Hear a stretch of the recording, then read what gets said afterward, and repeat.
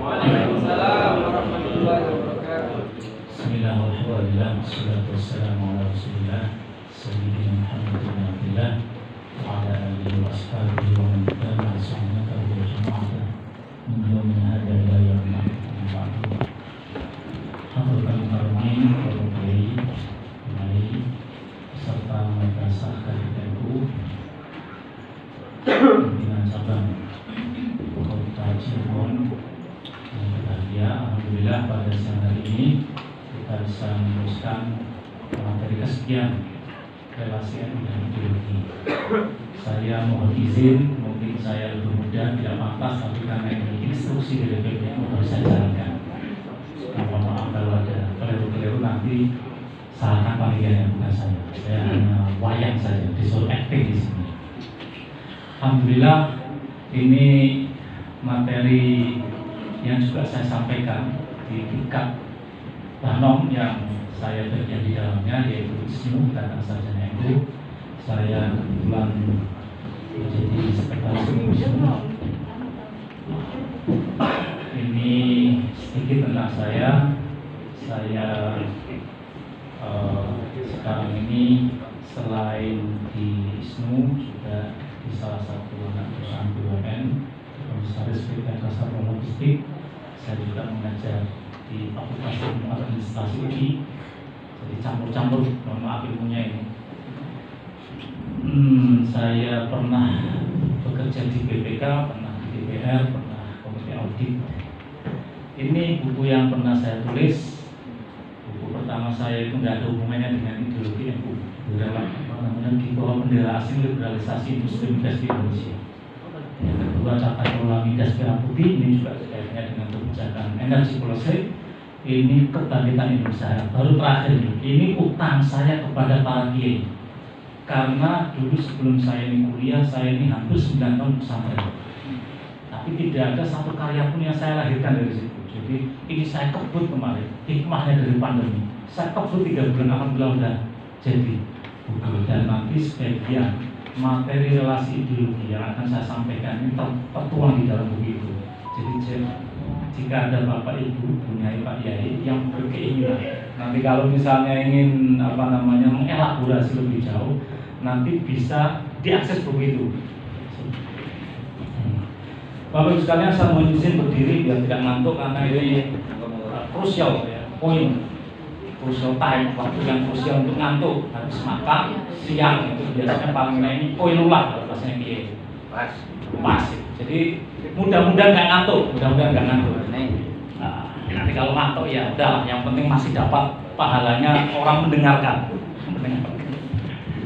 Bapak Ibu sekalian, mengapa kita ini perlu ber-NU? Kenapa kita ini perlu ber-NU? Karena di luar sana ini ada campaign atau kampanye bahwa yang penting Islam, nggak perlu NU. Seolah-olah kalau kita ini ber-NU itu berarti meninggalkan Islam. Sama halnya dengan propaganda. Yang penting kita ini bermadhab, yang penting Islam, nggak perlu madhab Syafi'i, nggak perlu madhab Hambali, yang penting ar-ruju' ila Quran dan hadis, kembali pada Quran dan hadis. Padahal begitu klaim itu ditelusuri, ternyata maksudnya ya terjemahan Quran dan terjemahan buku hadis, yang itu juga produk dari mutarjim, terjemah. Yang pasti sudah ada intervensi keilmiahan dari terjemah. Sekarang ada lagi Pak, yang penting harus wal jamaah. Yang penting harus wal jamaah. Karena itu kita tambah an-nahdiyah. Karena salaf itu juga mengklaim ahlus sunnah wal jamaah. Di dalam beberapa hal benar, kita ketemu di mereka itu di dalam penghormatan terhadap sahabat. Coba kalau kita buka karya-karya Bibas segala macam itu. Itu semua sahabat itu pasti radhiyallahu anhu, Yazid radhiyallahu anhu, Muawiyah radhiyallahu anhu. Ya sangat itu juga menghormati sahabat. Ali yang kita hormati, Abu Bakar, Umar, Utsman, kita hormati semua. Tapi dalam soal mereka itu menentang kita, soal wasilah kita tentang, soal ziarah kubur kita tentang. Ini yang paling fatal ini. Mereka itu meyakini bapak ibunya Nabi itu fitnah. Padahal kita itu beda jauh. Kita meyakini bahwa abaun Nabi itu min ahlul fathah, karena itu dikecualikan. Jadi kalau ada hadis sahih, memang sahih hadisnya itu di Muslim bahwa ya bapakku dan bapakmu itu di neraka. maksudnya itu ya bukan bapakku dalam pengertian itu, tapi bisa jadi kan ada sekian syarat termasuk maksudnya itu pamannya yang dari kecil itu yang memang membersamai itu. Jadi kita mengapa perlu ber-NU itu karena kita meyakini bahwa nilai-nilai NU itu nilai-nilai kebenaran. Ini yang sering dinyatakan oleh ketua umum. Kita harus tanamkan di dalam hati kita. Nahnu ashabul haq. Kita ini pemilik kebenaran. Kenapa? Karena kita meyakini bahwa kita ber-NU itu meneruskan nilai-nilai yang musalsal. Sanatnya jelas bersambung. Nilai-nilai yang terjaga otentisitasnya, verifikasinya itu teruji dari Jibril, Rasulullah, kemudian sahabat, tapi ulama sampai yang mendirikan ulama. Jadi kita ini nahnu ashabullah, karena itu kita harus memperkuat hujjah kehakan NU itu melalui lembaga yang namanya Jam'iyah Nahdlatul Ulama. Karena kalau kita bandingkan, mohon maaf, di Timur Tengah itu orangnya hebat-hebat. Dr. Wahbah Zuhaili, kitabnya itu mujalladah, dikaji di ulama-ulama pesantren. Syekh Ramadan Buti, kitabnya hebat-hebat. Tetapi begitu ada gejolak sosial politik di sana, ulama-ulama ini kiprah sosial politiknya itu tidak kelihatan. Seperti nyatakan dari saya juga. Nah, kalau dia itu lumayan, syuriahnya itu meskipun kalau dua bolak-balik, tetapi kalau ada gejolak di tingkat sosial bisa menjadi pelerai, bisa memadamkan situasi. Karena itu tanpa adanya Nahdlatul Ulama, NKRI mungkin tidak akan eksis seperti sekarang. Karena apa? Kita ini mayoritas Muslim. Kita ini mayoritas Muslim. Dan di doktrin Islam itu ada nas-nas tertentu yang mungkin kalau ini ditafsirkan secara salah, membenturkan antara ajaran agama dengan negara. Seolah-olah kalau kita ini beragama, itu tidak harus taat dengan pemimpin negara. Jadi kalau kita ini menjalankan syariat Islam, seolah-olah bisa melampaui aturan negara. Nah, ini yang terjadi di Timur Tengah itu. Orang itu diajari untuk mencintai agamanya, tetapi tidak diajari untuk mencintai negara. Yang penting Allah Akbar, negaranya bubar, nggak peduli. Itu yang terjadi setelah Arab Spring, Al-Arabi itu. Coba kita lihat Pak, Mesir itu luar biasa tradisi ilmiahnya. Mungkin di sini banyak yang alumni Mesir, Al-Azhar, Syams. Tapi begitu terjadi gejolak Pak, hanya satu kata, saya sering mencontohkan, hanya gara-gara satu kata. Jadi dulu Anwar Sadat itu, ketika Jamal Abdul Nasir dieksekusi oleh militan IM, pecahan IM namanya Jamaah Jihad. Eksekutor itu namanya Khalid Islami. Dia kompromi bikin konstitusi. Pasal 2 konstitusi Mesir bunyinya begini Pak. Al-Islam dinu daulah, wal lughah al-arabiyyah lughatu ar-rasmiyah, wal mabadi' asy-syariah al-masdar li-tasyri'. Jadi Islam itu agama negara, bahasa Arab itu bahasa resmi, dan al-mabadi' asy-syariah, sumber-sumber prinsip-prinsip syariah itu sebagai sumber legislasi. Ini konstitusi Mesir pasal 2 tahun 72.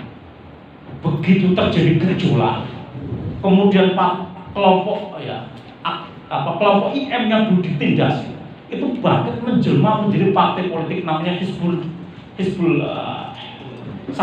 Nur ya. Hizbul Nur ini yang afiliasinya itu Salafi Wahabi. Satunya itu Hizbul Hurriyah wal Adalah, partai kebebasan dan keadilan. Kontes menang pemilu Pak. Apa yang mereka lakukan? Yang pertama kali di amandemen adalah pasal 2 ini. Hanya nambah satu kata Pak. Al-Islam wa dinu daulah wal lughah al-arabiyyah lughatu ar-rasmiyah wal mabadi' asy-syariah al-masdar ar-ra'isi li-tasyri'. Nambah apa? Hanya nambah satu kata ar-ra'isi. Islam agama resmi, bahasa Arab bahasa resmi, prinsip-prinsip syariah sumber primer legislasi. Jadi hanya nambah sumber primer. Korbannya berapa? Jutaan nyawa orang, ada yang terluka atau tewas itu sekitar ribuan. Tapi konflik luar biasa berjalan di Medan Tahrir Square. Yang membunuh dan yang dibunuh itu sama-sama sholat. Dan di Indonesia pernah ada kejadian itu. Ketika reformasi 98, yang di amandemen juga yang diincar pasal 29. negara dengan kewajiban dulu kan preambul itu dulu itu produk kesepakatan tanggal 22 Juni ya. Negara berdasarkan ketuhanan yang Maha Esa dengan kewajiban menjalankan syariat Islam bagi pemeluk-pemeluknya. Ini di-drop. Kemudian yang disepakati adalah Pancasila versi tanggal 18 Agustus.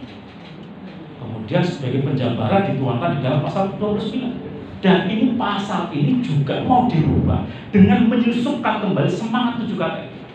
Kalau kita lihat di buku-buku dokumen-dokumen sejarah itu, Partai Bulan Bintang, partai termasuk P3, partai apa itu? Waktu itu ada PBB, P3, PK waktu itu ya. PKB juga termasuk. Tetapi kemudian saya masih ingat itu, Nahdlatul Ulama menggelar munas ketika terjadi friksi. Tiap hari itu orang di rumah Senayan yang pro Islam ini ingin mengembalikan piagam Jakarta. Alhamdulillah waktu itu PBNU itu bikin munas dan langsung ada 3 hal yang tidak boleh diutak-atik. Yang pertama adalah sistem presidensialisme, yang kedua adalah preambul enggak boleh diutak-atik, yang ketiga adalah pasal 29. Jadi akhirnya sampai sekarang meskipun sempat terjadi polarisasi tapi tidak kejadian. Karena apa? Di sini ada ormas moderat seperti Nahdlatul Ulama dan Muhammadiyah. Jadi tanpa peranan Nahdlatul Ulama mungkin Indonesia tidak akan berlangsung seperti sekarang. Mari kita Fatihah Muhammad Syekh. Al-Fatihah.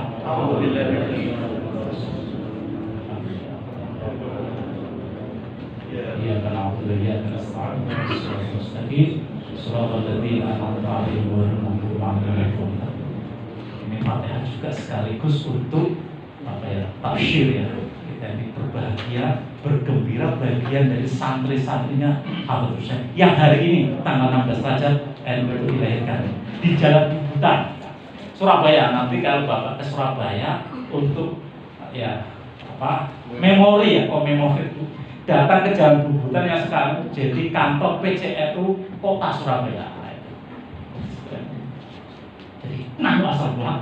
Yang kedua, kenapa kita perlu ber-NU? Karena NU kita yakini mengusung nilai-nilai hak atau kebenaran. Karena itu kebenaran itu harus di-manage, kebenaran itu harus diorganisasikan, kebenaran harus dilembagakan. Karena apa? Seringkali kebenaran yang tidak di-manage dengan baik akan kalah oleh kebatilan. Al-haqqu bil-nidham qad yaghlibul batil bin-nidham. Seringkali qad yaghlibul batil. Seringkali.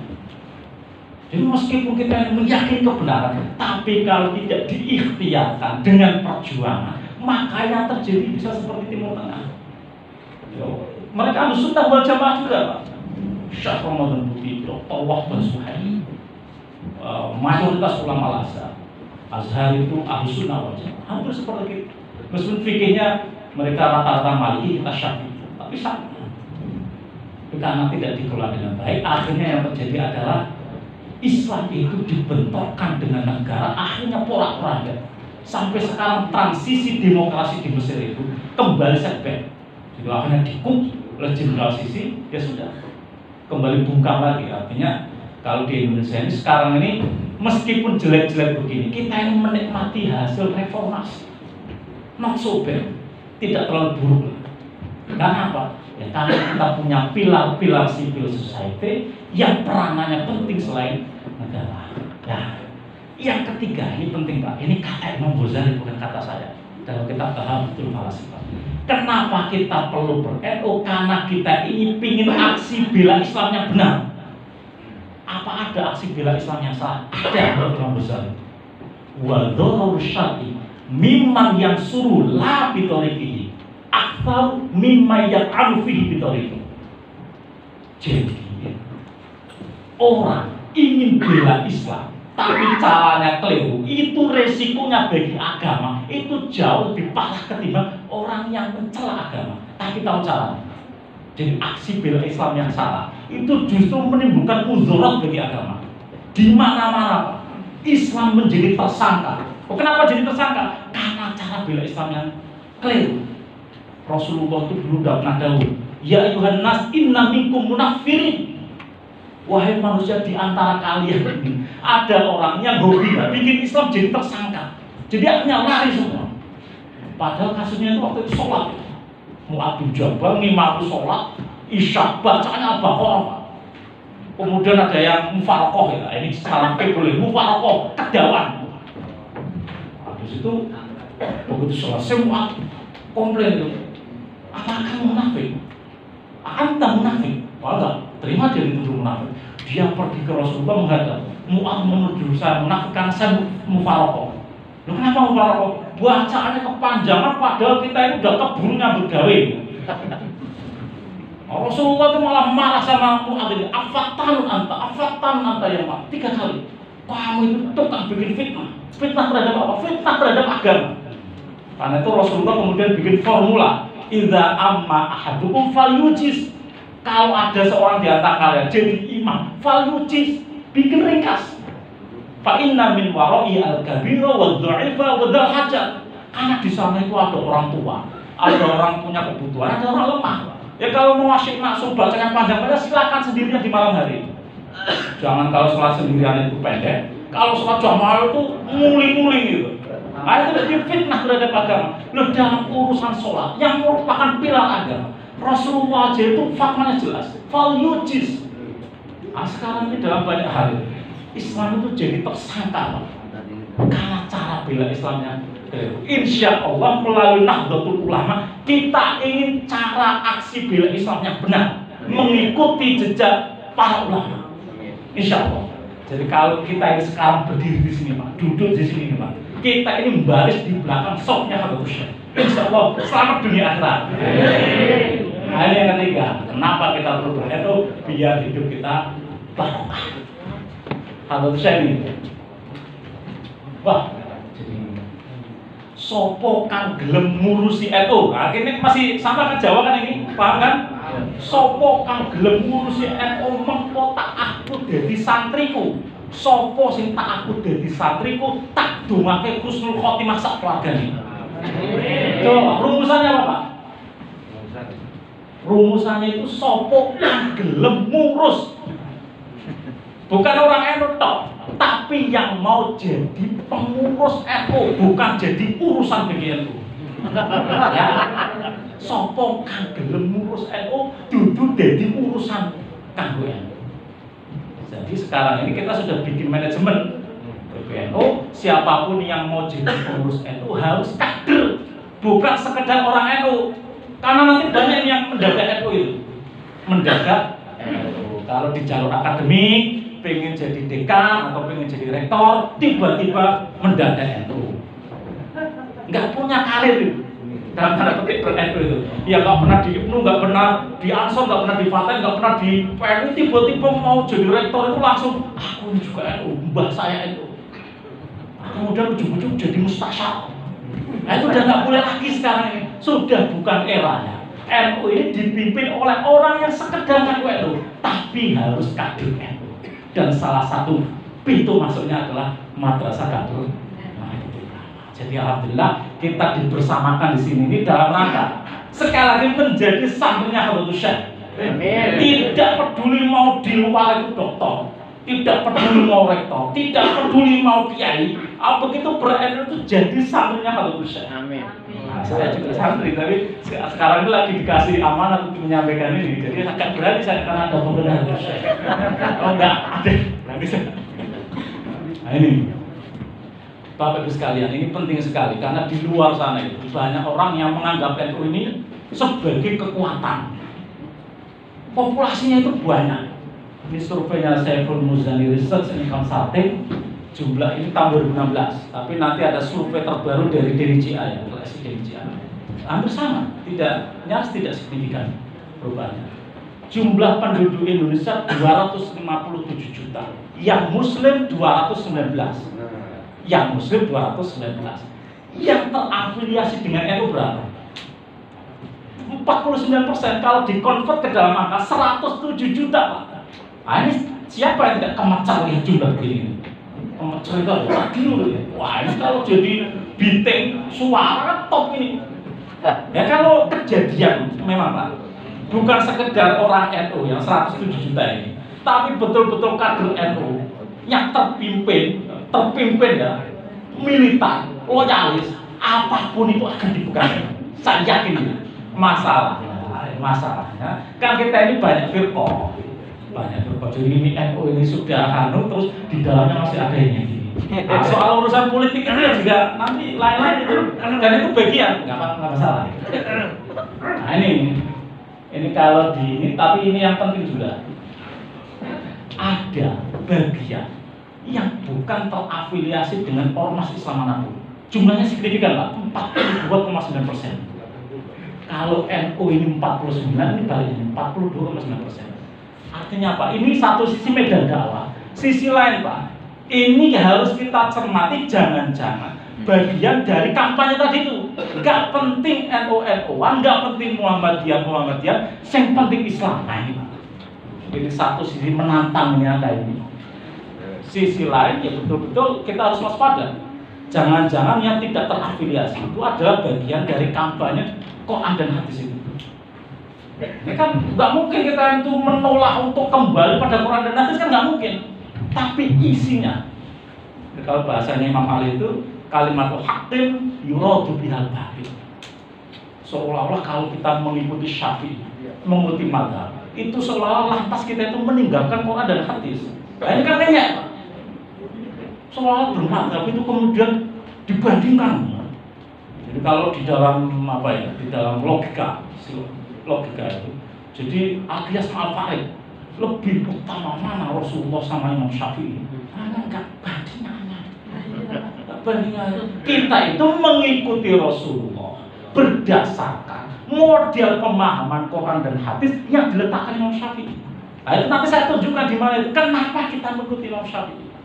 Kalau sempat waktunya ya. Jangan sempat.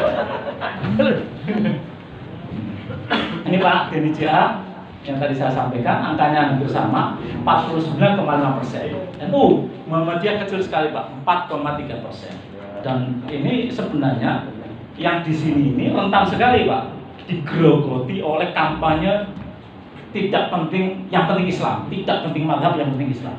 Ini paling rentan. Nah, kita ini untuk mengurangi kerentanan, saya kira tidak ada jalan lain selain kaderisasi. Jadi kita mengikuti kaderisasi. Nah ini saya curiga nih Pak. Curiganya saya adalah kok sebesar itu 100 juta kan besar sekali. Apakah itu hanya indikatornya adalah amalia? Atau memang betul-betul kader NU? Dugaan saya memang amalia Pak. Karena ini Pak, jadi indikatornya itu yang 83% tahlil, itu berarti NU. Muludan 9%, kunut 71%, hobi ziarah 48%, tarawihnya 2-3 rakaat 54%, yang ikut metode ruqyah 62%. Nah kalau begini kan banyak sekali orang yang amaliyahnya sama dengan kita, tetapi bukan kita. Yang begini-begini memang hanya NU. Kalau di Sumatera Utara ada namanya Al-Wasliyah, sama persis dengan kita, amaliyahnya, fikroh, diniyahnya sama dengan kita. Kalau di NTB itu ada Nahdlatul Wathon, sama dengan kita. Kalau di Sulteng ada Al-Khairat, sama dengan kita, tetapi bukan NU. Jadi kita ini punya kekhasan, karena punya kekhasan makanya diberikan tambahan label Ahli Sunnah wal Jamaah An-Nahdliyah. Dan yang fasih ngomong begini biasanya yang sudah mengikuti MKM. Ini Pak, ya harus sama Al-Farad dengan ini. Indikatornya juga sama. Indikatornya itu parameternya itu amalia. Padahal kita itu ber-NU bukan hanya beramalia NU, tetapi berfikrah NU, berharokah NU. Mohon apa? Ini yang kemarin baru dibubarkan. Apa bedanya NU dengan MPI? Mereka juga sama. Kunut, senang habaib. Kalau nggak ada NU itu ya habaib itu kurang yang menghormati. Yang mengajarkan tradisi mencintai habaib kan Nahdlatul Ulama. Persis ya senangnya Majelis Rasulullah ya. Itu juga pesertanya kita juga gitu kira-kira. Tapi apa bedanya kita dengan mereka? Jadi dalam hal fikrah diniyah sama, tapi dalam fikroh sia-sia kita berbeda dengan mereka karena Hadratus Syekh jelas sekali mengajarkan hubbul waton minal iman, nasionalisme bagian dari iman. Implikasinya apa? NKRI final. NKRI final. Dan ini dituangkan dalam putusan organisasi. Coba Pak, kalau solusi ini simbiosis antara Islam dengan negara nggak ketemu, kita nasibnya mungkin seperti Timur Tengah. Seolah-olah kalau kita beragama boleh meloncati negara. Ini yang terjadi. Orang dididik untuk mencintai agamanya, tetapi tidak diajari untuk mencintai negara. Hadratus Syekh mengajarkan itu, mencintai negara bagian daripada iman. Karena itu pelaksanaan syariat Islam harus dalam kerangka wadah yang namanya NKRI. Karena kita tidak mungkin menjalankan syariat Islam itu tanpa wadah. Emang bisa kita itu sholat ngawang-ngawang di atas langit, kita sholat menapak tanah air. Kita nggak bisa bikin madrasah di atas awan. Seluruh perjuangan kita itu bertapak di tanah air karena itu mencintai tanah air. Itu bagian dari iman. Karena apa? Mala yatimul wajib illa bihi fahuwa wajib. Menjalankan syariat Islam wajib. Infrastruktur pendukung pelaksanaan syariat Islam menjadi wajib. Karena apa? Wajibnya melaksanakan syariat Islam. Karena itu nasionalisme itu mencintai negara, ya bagian dari iman. Nah, itulah bedanya kita dengan mereka. Karena itu ini rumusan yang luar biasa. Karena itu nanti saya tunjukkan. Ada seorang jurnalis senior namanya Muhammad Asad Syihab menulis kitab Al-Allamah Muhammad Hashim As'ari Wadhi'u Labinati Istiqlal Indonesia. Hadratus Syekh itu wadhi, peletak labinah batu bata fondasi Istiqlal Indonesia, kemerdekaan Indonesia. Karena apa ya, konsepsi ini di tempat lain itu jarang. Ya kayak Wahbah Zuhaili, saya lihat bukunya itu Al-Fiqhul Islam wa Adillatuh, menjelaskan tentang imamah khilafah itu nggak ada rumusan seperti Hadratus Syekh itu. Nasionalisme bagian daripada iman itu. Beliau itu masih berpikir soal daulah Islamiyah yang melampaui teritori. Padahal sama konsepsi soal fikroh diniyahnya dengan kita, tetapi fikroh sia-sianya kita ini otentik karena Hadratus Syekh luar biasa berijtihad. Yang ijtihadnya ini kita rasakan berkahnya sampai sekarang. Ini Bapak Ibu sekalian, kita kalau ber-NU ini mengemban misi ganda. Kalau mau diringkas ini ada 3 breakdown. Tapi kalau mau diringkas itu 2. Ber-NU itu mengemban mas'uliyah diniyah, tanggung jawab keagamaan. Yang kedua mas'uliyah watoniyah.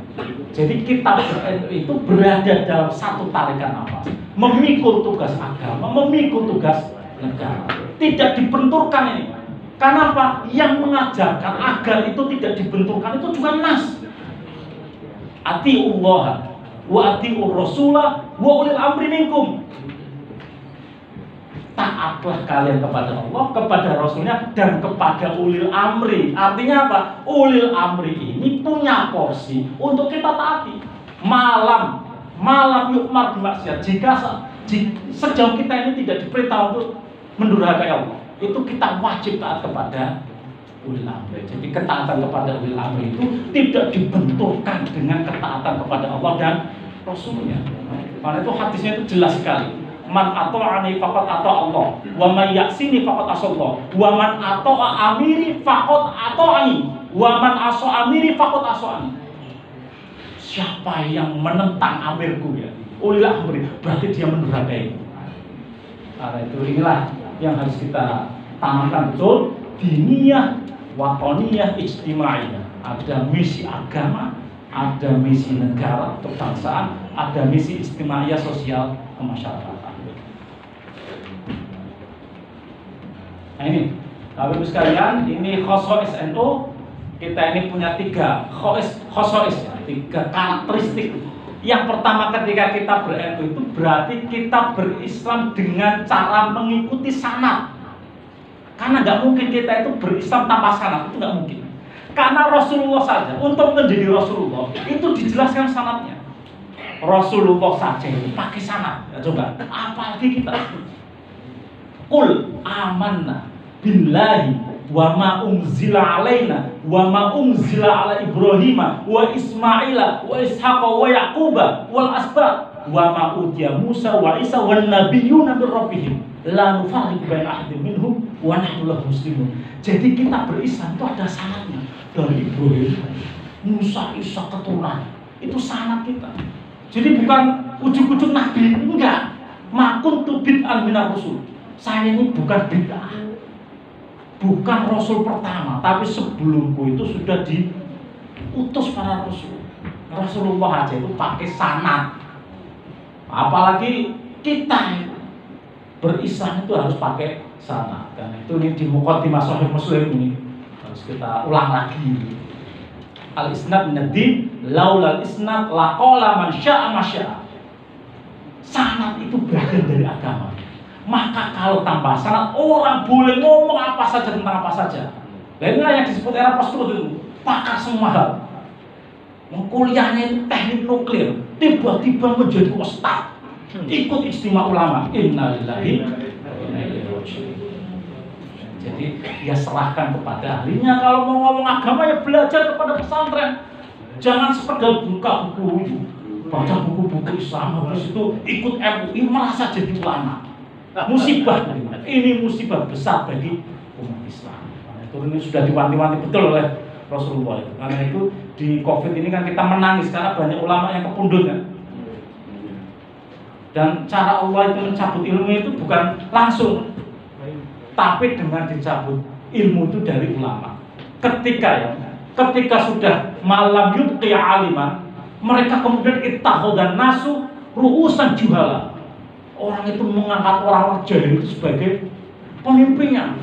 Fasu'ilu fa'aftu bi ghairi ilmin. Mereka ditanya kemudian fatwa tanpa ilmu. Fadhullu wa adhullu. Sesat dan menyesatkan. Kenapa? Sudah nggak punya ilmu. Kalau ditanya itu semuanya dijawab. Seolah-olah biar alim, semuanya dijawab. Akhirnya sesat dan menyesatkan. Padahal di kitab Bahrul Muhit itu Imam Syafi'i itu kalau ditanya 60 itu, yang 54 bilang ma'adri atau ma'aruf, saya nggak tahu. Yang nggak tahu itu mujtahid mustaqil aja itu bilang ma'aruf tuh kok. Nah, kita itu kan kadang semuanya difatwakan Pak. Dari hukum apa itu Bitcoin sampai hukum PUBG, wah difatwakan sama semua. Nah ini kita itu yang kedua adalah bermadhab. Jadi kita ini bermadhab karena kita meyakini verifikasi ilmiah. Kenapa? Ya karena madhab-madhab yang berjalan sampai saat ini itu tersaring oleh sejarah. Kan dulu banyak sekali madhab, banyak sekali madhab fikih, tapi tersaring oleh sejarah. Dan yang mayoritas tetap adalah ahlu sunnah wal jamaah. Jadi karena itu kita mengikuti madhab itu mengikuti mayoritas. Karena apa ya dua mal jamaah, paman syadda ilanna. Tangan Allah bersama jamaah, bersama mayoritas. Barang siapa yang iktizal, mencil sendiri, maka dia akan mencil sendiri di neraka.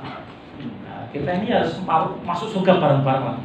Jangan merasa benar sendiri, kemudian ternyata dia sendiri akan neraka. Nah, kita na'udzubillah. Yang ketiga kita itu urfiyah, tradisi. Tradisi ini penting, Pak. Apakah kita berislam mungkin meninggalkan tradisi atau ada? Tidak mungkin, Pak. Tidak mungkin. Contoh ini, karena ini penting. Karena orang seolah-olah itu bisa menjalankan syariat Islam atau fikih dengan mengabaikan adat, padahal syariat Islam itu juga mengabsorb adat.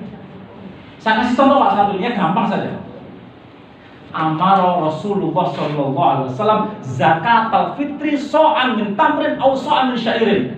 Rasulullah perintah zakat fitrah min Ramadhana so'an, satu so' min syairin aw tamrin, satu so' dari gandum atau kurma. Zakat fitrah itu. Nah sekarang pertanyaannya, apakah boleh kita letterlek mengikuti dawahnya Rasulullah begini? Kata ulama di dalam kitab Majmu' ini, la yasihu zakatul fitri illa bikutil balad. Enggak mungkin zakat fitrah itu sah kecuali dengan makanan pokok setempat. Jadi saya itu mengadopsi adat Pak. Yang dimakan setempat apa? Ya kalau di Indonesia beras ya beras. Kalau misalnya makanan pokok setempat di Papua itu sagu ya sagu. Jadi tidak harus memaksakan kurma dan gandum. Nah sekarang ya Bani Adam, khudhu zinatakum inda kulli masjid. Wahai Bani Adam, ambillah perhiasanmu, kenakanlah perhiasanmu setiap kali kalian masuk masjid. Lah pakaian terbaik orang Arab apa? Jubah imamah. Lah pakaian terbaik kita apa? Sarung. Batik syariah monggo silakan. Khudzu zinatakum inda kulli masjid kanakum, itu khitabnya itu untuk seluruh umat Islam. Jadi tidak perlu sekali lagi. Kalau mau tafaulan ya monggo, tapi jangan itu dijadikan sebagai indikasi kesempurnaan. Kenapa? Khudzu zinatakum inda kulli masjid. Rufiah. Jadi kita ini sangat itu nanti ini diadopsi di dalam fikih ya. Al-adah muhakkam. Kaidah fikih itu adalah adat muhakkam. Adat itu sejauh tidak bertentangan dengan syariat itu muhakkam, bisa dijadikan sebagai pedoman hukum. Nah, ini Harakah NU kita ini mengikuti prinsip-prinsip ini Pak. Al-muhafadzah al-qadimus sholih. Nguri-nguri hal-hal lama yang masih baik, mengambil wal akhdhu bil jadidil aslah, mengambil sesuatu, mengadopsi sesuatu yang lebih baik. Yang lama yang masih baik dipertahankan. Kata kiai istri lama tetap dipertahankan, tapi mengambil istri baru yang terbaik. Jangan tinggalkan yang lama. Karena saya habis ini ditunggu. Al islah ilama wal aslah, summa aslah, fal aslah ila nihayatul islah. Kita mengikuti prinsip continuous improvement, perbaikan terus menerus. Ini kita pakai ilmu dunia aja. Sekarang ini kan ada itu fayam kusu jufa yang akan bertahan itu mayang faunas. Sekarang saya tanya Pak, dulu zaman era Nokia, tahun berapa itu? Nokia pisang 2000. Semua orang ini handphonenya itu Nokia dan doktrinnya itu sangat Islami, connecting people, silaturahim, menghubungkan orang. Sekarang tiba-tiba Nokia hilang. Dia berbuat salah apa Pak Nokia? Nothing, dia nggak ada berbuat salah. Tapi kesalahan dia adalah gagal berinovasi sehingga kalah bersaing dengan teknologi Android dengan Apple. Nah kalau NU ini, kalau NU ini percaya kepedean itu, bahwa kita NU tetap akan fayam kusufil al tanpa melakukan proses improvement, continuous improvement, kita bisa jadi akan ketinggalan zaman dan akhirnya ditinggalkan umat. Karena itu fikih dakwah kita pasti harus mengadopsi continuous improvement. Sekarang ada dakwah digital isi, karena banyak orang-orang Muslim kota itu yang taunya ngaji, itu nggak bisa duduk di pesantren ngaji sama kiai bertahun-tahun, nggak tahan mereka. Mereka itu yang ngaji sambil layar-layar dengerin YouTube. Nah, sudah nggak perlu cium tangan, nggak perlu salam template, yang penting beli kuota, beres, sudah jadi ulama. Sekarang begitu Pak tentang zaman. Nah, kalau kita tidak rebut itu konten digital akan disesai oleh narasi-narasi Islam eksklusif, narasi Islam netoleh yang akhirnya ini mengancam kelangsungan kita sebagai umat Islam Indonesia. Islamnya terancam, negaranya terancam. Seperti itu, akhirnya pada lari itu Pak, korban Arab Spring itu lari, dan larinya itu ke negeri-negeri kafir Pak, ke Jerman, ke Prancis. Sekarang Prancis banyak itu. Dan ini jadi ancaman di sana itu. Karena begitu di sana itu kemudian tidak adaptasi, tapi menciptakan bid'ah baru itu, membawa budaya. Saya kemarin baru Zoom dengan PCI Belanda. Ada orang-orang yang dari Arab itu ke situ itu jadi norak gitu loh, menampilkan budayanya itu, sehingga akhirnya persepsi terhadap umat Islam itu buruk. Nah, kita ini nggak boleh. Kita ini Sufi la launa lahu launuhu inahi. Kata Isa itu paling orang Sufi itu yang sudah mengerti agama itu, dia enggak punya warna, warnanya adalah warna wadahnya. Jadi wadahnya warnanya apa? Ada ikut di situ. Tapi bukan larut itu, tapi topo. Nah, ini tradisi sanad yang tadi saya sebutkan, ini Muhammad ibn Sirin, inna hadzal ilma dinun fangdzuru amman ta'khuduna dinakum. Bahkan menurut Ibnu Sirin itu, sanad itu, ilmu tentang sanad itu agama itu sendiri. Jadi kalau tanpa sanad, kita itu berarti tidak mungkin bisa beragama. Karena itu fangzuru amman ta'khuduna dinakum. Perhatikanlah kalian dapat sanad kalian itu dari mana. Kita yang berilmu itu insya Allah sanadnya itu musalsal, tidak mengkotek. Insya Allah. Harus nanti ada tobakot ya, saya hitung itu. Berdasarkan Tobatus Syafi'iyah itu sampai Habatus Syekh itu 14. sanad kita itu insya Allah terjaga. Jadi kalau kita ini rombongan, maksudnya insya Allah kita berada di liwa besar, liwanya Nabi Muhammad, tapi nanti di dalamnya itu banyak bendera-bendera, dan kita ada di bendera Nahdlatul Ulama, umatnya Rasulullah juga. Ini nanti bisa diperiksa di Muqaddimah Sahih Muslim. Ini yang tadi saya sampaikan, ini demografi Sawadul A'dham. Kita ini As-Sawadul A'dham. Insya Allah kita ini mayoritas. Jadi Ahlus Sunnah wal Jamaah itu mayoritas, bukan hanya di Indonesia, tapi di seluruh dunia. Ini Pak, innallaha la yajma'u ummati 'ala dhalalah. Faman syadda wa yadullah ma'al jamaah, faman syadda syadda ila. Perhatikan nih. Ini yang hijau ini aswaja Pak, dari berbagai macam mazhab, sebagaimana kualifikasinya didefinisikan oleh konon asasi. Ada yang Maliki, ada yang Syafi'i, ada Hambali. Ini ada biru nih, biru Khawarij, ini kecil nih, ini belakangan muncul meskipun embrionya sudah lama. Ini setelah deklarasi ISIS, ini Syiah itu merah ini Pak. Ini kebanyakan di Irak dan Iran, kebanyakan di Irak dan Iran. Jadi kita ini mayoritas, insya Allah mayoritas ini nanti yang paling mudah.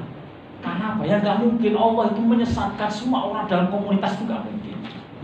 Allah tidak mungkin menyesatkan. Misalnya ini saya dalam semua komunitas itu, saya merasa benar sendiri, semuanya sesat. Ya, jangan-jangan saya sendirian itu yang sesat nih. Pakai dalilnya itu al-Islam ja'a ghoriban masayudu ghoriban fatubal ghurubah. Makanya banyak komunitas ghurubah merasa yang lainnya itu sesat semua.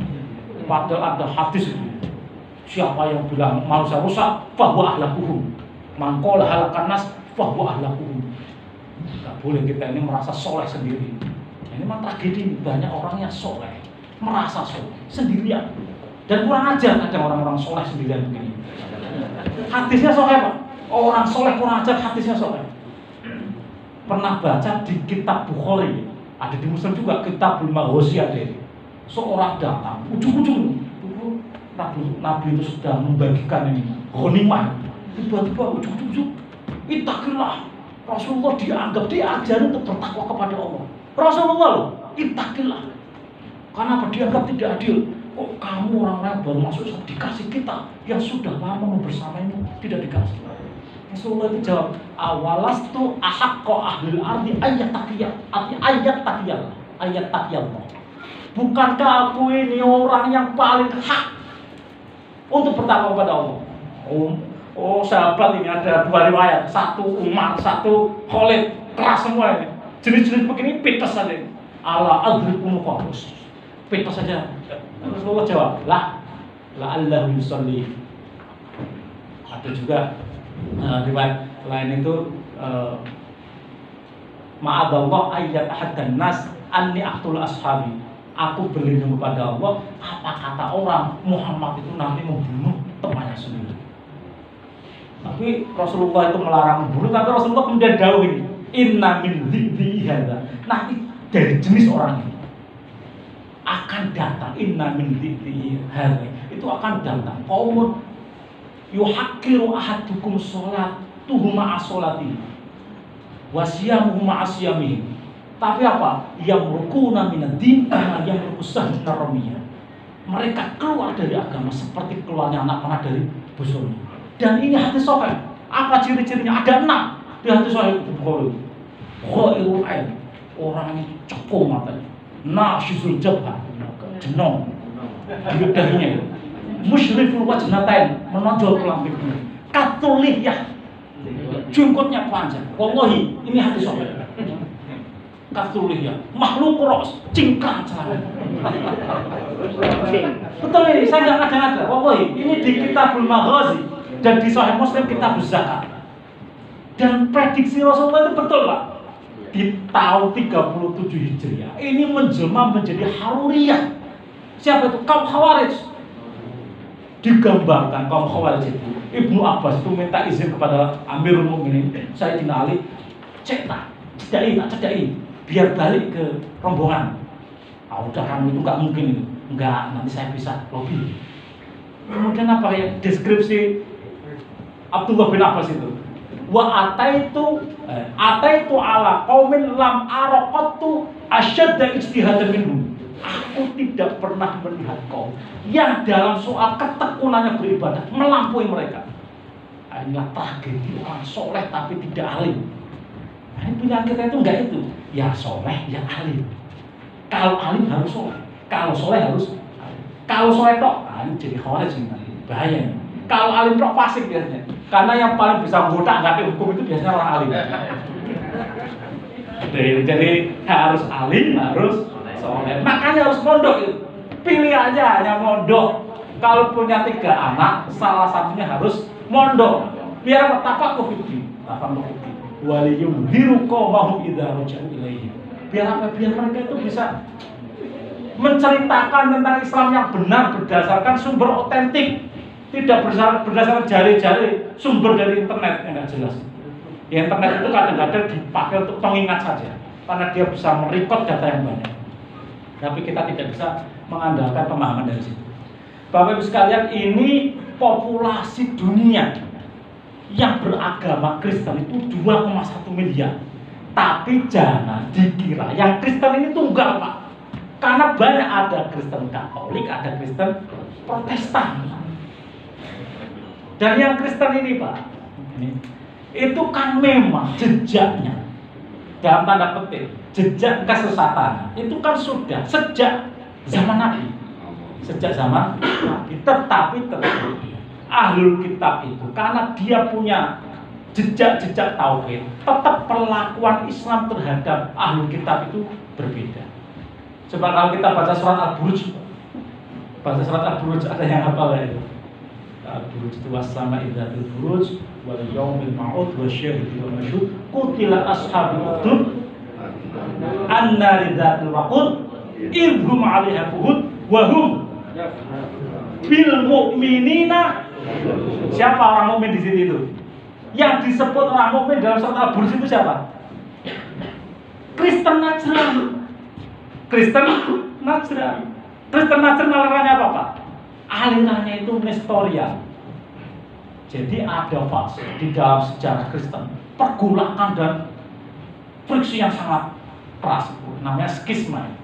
Dulu itu ada 2 tahun 300-an itu ada skisma, itu ada Arianus namanya. Arianus ini yang menganggap Yesus itu bukan Tuhan, Yesus itu ya makhluk, nabi, utusan. Tapi kemudian kontes debat antara Arianus, dia patriark dari Antioquia, sekarang di Turki, dengan Alexander itu yang di Mesir. Debat, akhirnya karena debat dimutamarkan kira-kira Konsili Nisia. Nah, Konsili Nisia itu baru ditetapkan status ketuhanan Yesus. Nah, tapi ada yang Arianus ini, karena itu di dalam Al-Bidayah wan Nihayah, Arianus itu disebut sebagai Arius Al-Muwahhid, monoteis. Pengikut Arianus itu ini yang masih ada sedikit, tapi karena masih ada, tetap perlakuan Al-Quran terhadap Ahlul Kitab beda dengan musyrik pagan, penyembah berhala. Itu kita diperbolehkan untuk menikahi wanita-wanitanya, diperbolehkan untuk makan binatang sembelihan. Itu tetap beda. Karena itu Rasulullah itu ada hadis nih di Bukhari juga.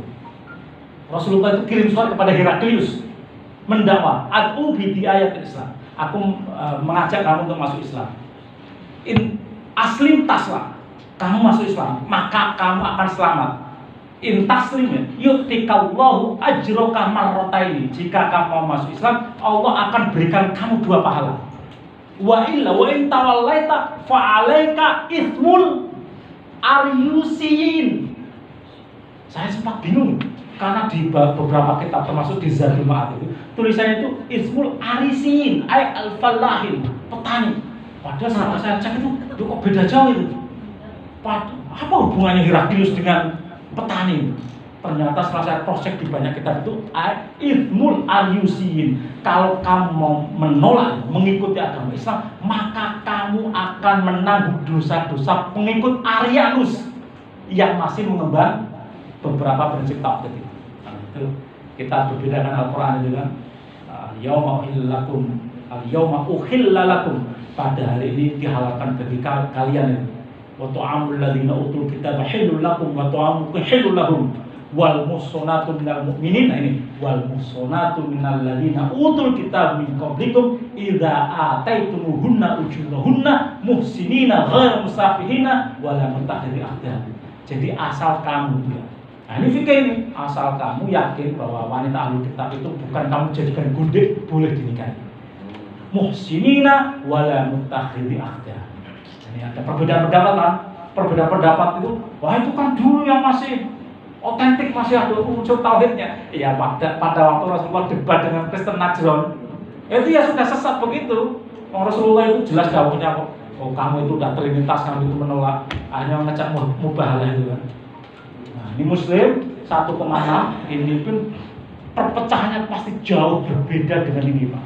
Kalau ini Pak, Katolik dengan Protestan saja itu gerejanya udah beda Pak. Tapi kalau Muslim dengan Syiah itu masih bisa satu masjid. Buktinya apa? Kalau haji, orang-orang Iran itu tetap mau masuk masjid. Artinya apa? Masih bisa sholat. Meskipun sholatnya itu setelah sholat duhur langsung berdiri sholat asar. Ya kan? Banyak lihat itu. Setelah sholat langsung berdiri. Saya waktu itu apa mereka sepanjang haji kosong jalan terus? Oh ternyata enggak. Ternyata mereka itu pakai dalam ini Pak. Sholat itu 5 kali, tapi pelaksanaannya 3 waktu. Aqimis sholata liduluki syamsi, sholat siang.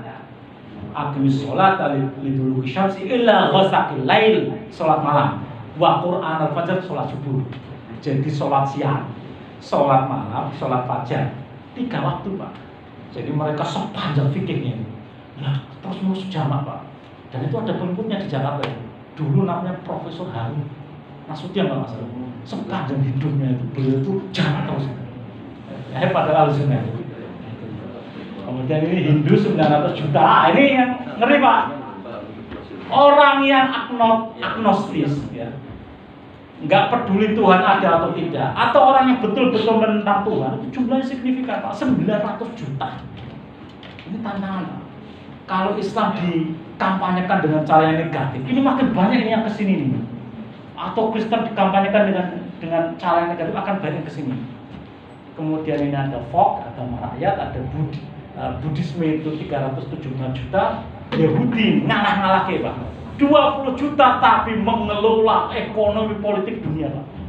Ya Bani Israel di sini. Kecil tapi militan dan hebat-hebat, cerdas-cerdas. Kecerdasannya itu sampai ngeyel. Nah ini yang itu. Ya, surat Al-Baqarah itu kan menggambarkan bagaimana ngeyelnya itu Bani Israel. Ngeyelnya Bani Israel. Nah, ngeyelnya itu ternyata ya sebagian ada bagusnya. Tadi semuanya itu top orang Yahudi. Nah, ini Pak, firqah kita ini Sunni ini 80%, Syiah itu 20%. Hanafi ini mayoritas itu di daerah India Pak. Justru daerah India itu mayoritas Hanafi. Jangan dipikir India itu negara yang dominan hanya Hindu Pak. Di sana itu Muslimnya itu terbesar kedua setelah Indonesia Pak. Muslimnya terbesar setelah Indonesia, sekitar 140-an juta. Di sana ini mayoritas Hanafi, tapi pecah Pak. Ada yang Barelvi, ada yang Deobandi. Deobandi itu di daerah dekat Afghanistan. Nah, itu kelak ya. Itu melahirkan Mullah Umar. Mullah Umar itu fikihnya Hanafi, tapi akidahnya Salafi. Nah, ini agak unik ini. Padahal Hanafi kan madrasah Ahlul Ra'i ya, tapi dia akidahnya ikut Salafi. Karena di atas itu juga ada yang pernah baca akidah Tohawiyah. Ada kitabnya Syarhul Aqidah Tohawiyah. Itu fikihnya mazhab Hanafi, tetapi tauhidnya mengikuti aliran Salafi. Dan ini nanti Deobandi ini menjadi aliran militan Pak. Aliran militan. Yang Mullah Umar itu Taliban itu fikihnya Hanafi Pak. Tapi akidahnya itu Salafi. Maliki paling banyak di Maroko 15%, Syafi'i Pak, mayoritas. Karena apa di Indonesia ini Pak? 29% ngalah-ngalahkan yang ini Pak. 29%. Ini Hambali 15%, Hambali juga pecah, ada yang Salafi Wahabi, ada yang Salafi Jihadi. Jadi yang bermadzhab Hambali itu ada yang kiblatnya itu Arab Saudi. Ini jadi Salafi Wahabi. Nggak punya proyek politik, pokoknya itu proyeknya itu menentang syirik kubur. NU bid'ah, Wasilah bid'ah, Hadiah Fatihah nggak sampai. Tapi mereka nggak ngurus politik karena apa, alirannya itu Arab Saudi. Arab Saudi ini memisahkan Pak. Ini ruangnya agama, ini ruangnya negara. Kalau ruangnya agama, pimpinannya itu Hayatul Kibar Ulama Saudiyah, Dewan Ulama Senior Arab Saudi. Kalau yang ngatur negara ya raja. Dan raja ini kemudian dipengaruhi dalam banyak hal juga mempengaruhi. Jadi fikih itu kadang disetir juga oleh kebijakan negara. Contohnya apa, tahun 90 ketika mau mengundang Amerika, Saddam itu sudah nyampe Kuwait gitu. Khawatir ini jangan-jangan nanti merambah sampai Arab Saudi, mengundang Amerika. Nah, di sana pecah. Kalau bebas boleh karena darurat. Pasal darurat itu sudah tak ada. Nah, ini nanti yang salah jihadi itu Pak, itu kombinasi pecahan ikhwan dari Mesir, kemudian dapat tempat pelatihan trainingnya di Afghanistan, sampai sekarang pengikutnya ada di Indonesia. Karena dulu veteran-veteran NII itu dikirim ke sana. Jumlahnya itu 1000-an.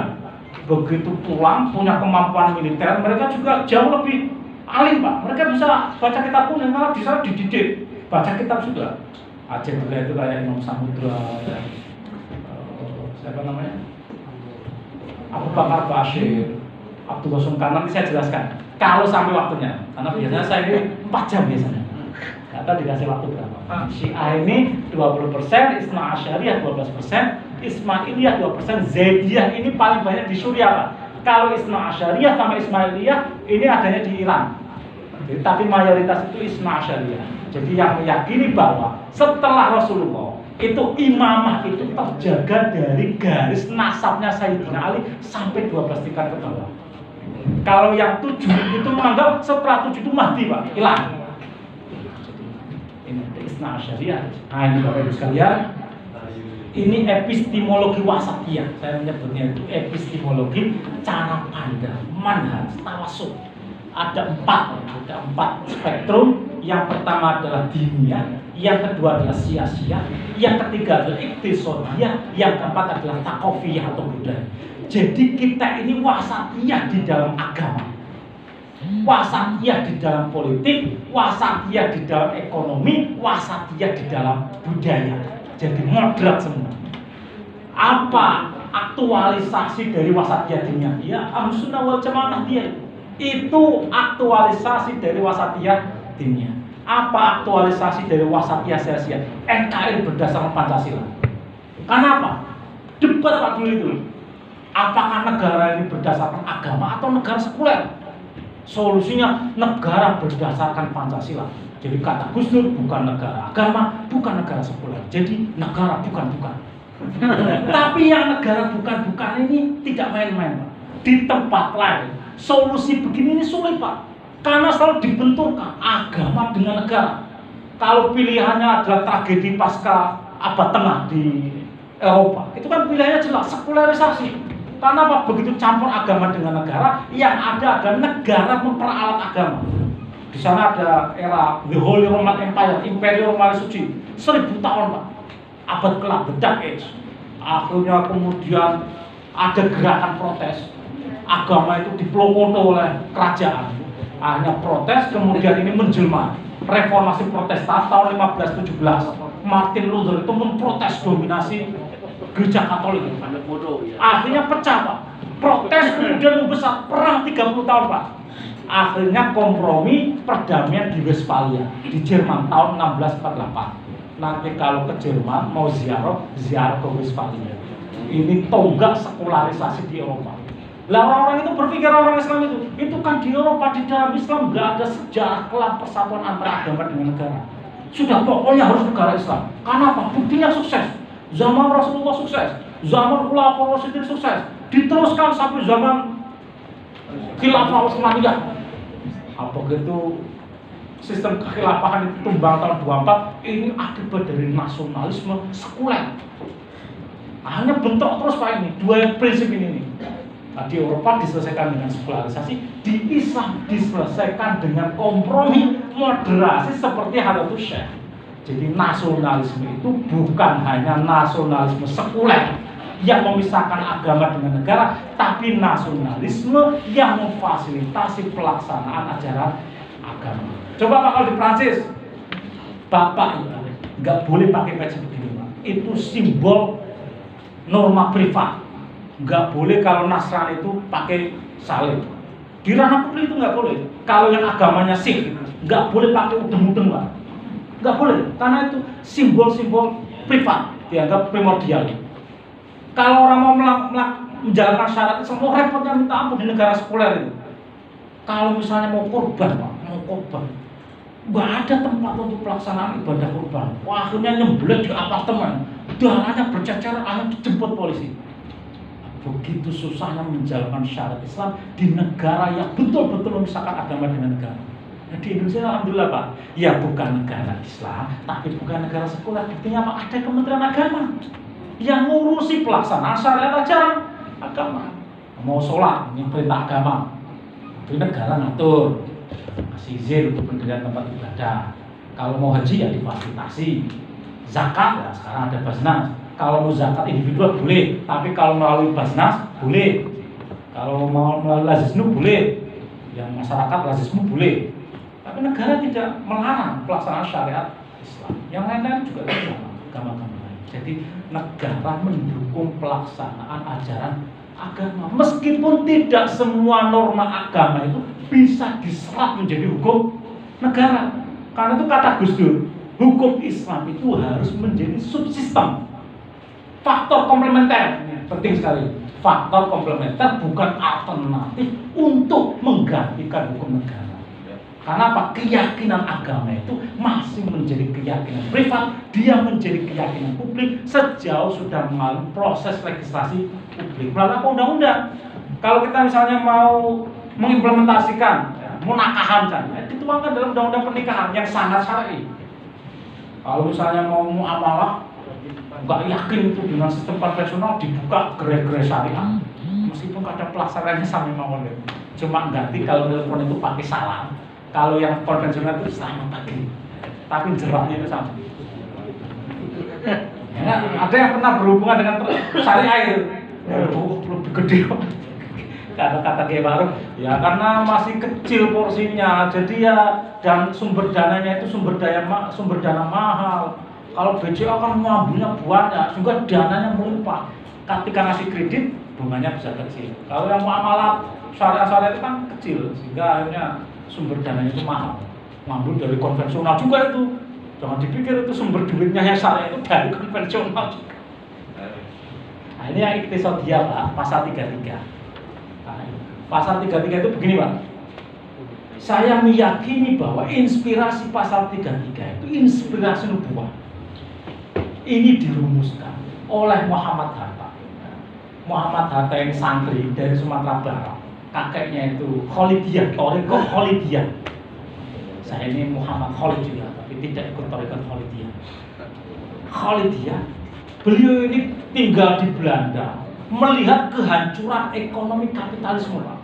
Tahun 1930-an di Eropa, di negara Barat itu sedang menyaksikan tumbangnya ekonomi yang dibanggakan oleh Adam Smith. Jadi sistem pasar. Pokoknya negara nggak usah campur tangan, nggak usah banyak aturan. Pokoknya biar ekonomi itu digerakkan oleh pasar. Pasar itu yang mengatur hukum keseimbangan sendiri. Siapa aparaturnya? Aparaturnya adalah the invisible hand, tangan gaib. Pokoknya nggak usah harga bawang cabai itu diatur, nggak perlu. Nanti kalau misalnya suplainya jarang, otomatis harga naik. Kalau suplainya melimpah, harga turun. Itu hukum pasar. Tapi ternyata hukum kapitalisme ini itu mengalami masa di mana negara itu ternyata menjadi penting sekali. Karena apa? Pasar tidak bisa menyelesaikan masalah. Ada fenomena yang disebut dengan market failure, kegagalan pasar. Itu ada Malaysia tahun 1930-an, akhirnya dirombak arsitektur ekonomi itu bukan kapitalisme murni, tapi yang ada intervensi negara. Tokohnya namanya John Maynard Keynes. John Maynard Keynes. Dia bilang, in the long run we are okay. Kalau nunggu pasar menciptakan hukum keseimbangannya sendiri, kita keburu tewas sebelum pasar menciptakan hukum keseimbangan. Maksudnya apa? Kalau misalnya ini pasar dibiarkan, yang kuat itu bisa melibas yang lemah. Akhirnya yang lemah itu marah, pemberontakan, semuanya mati. Sebelum pasar itu mampu menciptakan hukum keseimbangan. Inilah ini iktisadiyah, ini moderasi, Pak. wasatiyah. Jadi ya tidak negara resmi atau etatisme, tidak pasar murni atau neoliberalisme. Dan Rasulullah juga kadang begitu. Rasulullah juga kadang begitu wasatiyah. Ketika harga-harga garam itu naik, itu sahabat protes itu, sa'il aneh, tetapkan harga. Tapi Rasulullah jawabnya, innallaha huwal musa'ir. Yang mengatur harga itu Allah. Yang mengatur harga itu Allah. Tapi di sisi lain Rasulullah juga bersabda, al-muslimuna syuraka'u fil talatin fil ma'i wal kalai wan nar. Orang Islam atau masyarakat itu bersekutu atas 3 hal. Bersekutu artinya apa? Kepemilikan objek ini tidak bisa dilakukan oleh orang per orang, tapi harus kepemilikan bersama. Al-ma' air, al-kala pada rumput, an-nar energi. Ada 3 sektor tertentu yang tidak boleh dikuasai orang per orang. Dan itu dituangkan dalam pasal 33, Pak. Coba. Air bumi dan air dan kekayaan alam yang terkandung di dalamnya dikuasai oleh negara. Ayat berikutnya, cabang-cabang produksi yang penting bagi negara dan yang menguasai hajat hidup orang banyak dikuasai oleh negara. Kalau kita baca usul fikih, berarti mafhum mukhalafahnya yang tidak penting bagi negara dan tidak menguasai hajat hidup orang banyak boleh dikuasai orang yang penting bagi negara dan menguasai hajat hidup orang banyak tidak boleh dikuasai orang. Ini biar ada variasi, Pak. Contohnya apa? Penting bagi negara dan menguasai hajat hidup orang banyak. Contohnya apa, Pak? Air. Negara perlu air. Yang perlu air itu masyarakat, Pak. Kita perlu toharo, kita perlu negara perlu air. Energi. Penting bagi negara dan menguasai hajat hidup. Itu seperti sektor migas, batu bara. Karena apa? Penting bagi negara, menyumbang revenue yang sangat besar, penerimaan yang besar bagi negara. Juga menguasai hajat hidup orang banyak. Karena apa? Tidak mungkin manusia zaman modern itu bisa hidup tanpa energi. Bahwa bisa ini berdiri di sini berlama-lama tanpa sumber energi. Ini dari sumber energi final, namanya listrik. Input bahan bakarnya ada dari batu bara, ada dari gas, ada dari uap, ada dari air, tapi kecil sekali. Paling banyak itu batu bara. Artinya apa? Penting bagi negara sekaligus menguasai hajat hidup orang banyak. Yang kedua, penting bagi negara tapi tidak menguasai hajat hidup orang banyak. Contohnya apa, Pak? Negara penting, butuh nih, tapi tidak terlalu menguasai hajat hidup orang banyak. Emas, perak, sektor pertambangan umum itu penting bagi negara.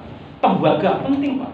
Besi penting, nikel penting. Karena apa? Ini sumber-sumber revenue generator, pembangkit, penghasil revenue, penghasil devisa. Tapi tidak semua rakyat itu butuh emas. Karena apa? Rasulullah bilang walau khotamah hadidin, kalau nggak ada emas ya cincin besi. Itu pun masih ditawar lagi oleh orang Jawa ini. Seperangkat alat sholat. Seperangkat alat sholat. Jadi kalau mau menafsirkan Al-Quran itu dalam konteks budaya masyarakat Jawa itu nggak nyambung, Pak. Nggak nyambung. Kan ada ayat itu, wa in aradtum istibdala zaujin makana zaujin wa ataitum ihdahunna qintaran fala ta'khudhu minha syai'an. Kalau kamu mau tukar istri, padahal kamu sudah memberikan kintoron mahar yang sangat besar, maka jangan kamu ambil sedikit pun. Misalnya kita sudah kasih misalnya apa yang favorit di sini mobil apa, Pak? Apa misalnya? Udah dikasih apa? Setahun, oh sudah cocok, mau ditukar ini. Memang ini apa ini, Pak? Mau ditarik, itu nggak boleh itu. Itu Al-Quran adalah keras itu. Apakah kamu mengambilnya dengan cara dusta buhtana isma mubina? Tapi kan ayat ini nggak bisa diterapkan dalam konteks masyarakat Jawa. Seperangkat alat sholat mau ditarik lagi, udah lesu itu. Bapak sekalian, jangan kalau sebut Pak, masih ada waktu. Masih banyak ngantuk ini ya, nggak apa-apa. Tapi nanti kalau sudah berikutnya itu biasanya saya jamin tidak ngantuk. Nanti kalau sudah lihat program-program itu peta-peta gerakan Islam nggak ada yang ngantuk biasanya. Kalau begini nih mungkin ngoceh ini. Kalau bisa kita tahu semua. Semangat. Ini aswaja nahdiyah itu terapannya itu 3, Pak. Fikroh nahdiyah, amaliyah nahdiyah, harokah nahdiyah. Kalau fikroh ini kita ini nakli akli Pak. Nggak mungkin kita ini hanya nakliyah apa? Akliyah. Kenapa? Ad-dinu aklun, la dina liman la aklala.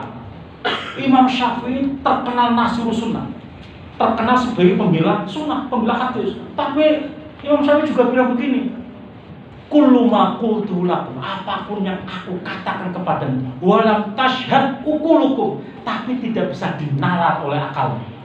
Au taruh haqqo, fala taqbaluhu, maka jangan kau terima. Fa innal aqla mudtarrun ila qabulil haqq, karena akal ini dipaksa untuk menerima kebenaran. Jadi Imam Syafi'i itu sangat rasional, meskipun mendasarkan dirinya dengan sunnah. Karena itu beliau bikin metode namanya ijtihad, qiyas.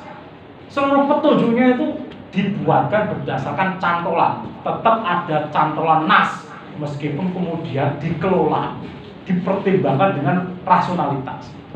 Ini memang Syafi'i. Kalau kita nggak diajari metode qiyas, nggak mungkin kita itu memahami fenomena begini Pak. Misalnya, yang ada di dalam Al-Quran adalah larangan berkata hus wala taqullah ma'uf.